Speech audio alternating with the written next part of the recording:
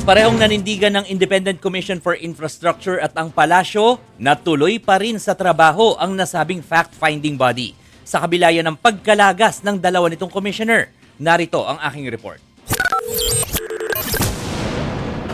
Isang commissioner na lang ang naiwan sa Independent Commission for Infrastructure o ICI.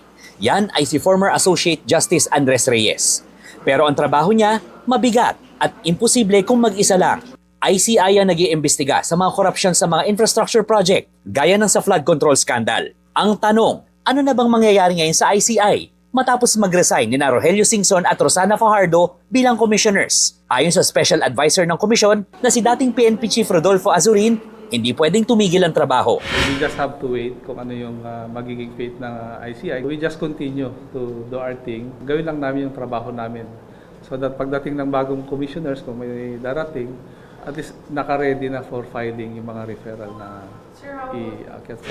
Sa ngayon, may mga tumutulong na ahensya sa ICI para gumulong ang investigasyon. Nag-meeting na nga ang Asset Recovery Technical Working Group sa pangunguna ni DICT Undersecretary Aboy Paraiso. Pinag-usapan nila kung paanong babawiin ang mga kinurakot sa infrastructure projects. We discuss yung role ng mga bawat agency na tumutulong sa ICI, and we advise everybody to just continue working hand in hand so that at least we could deliver kung ano man yung mga output na mai-deliver natin as expected by our people.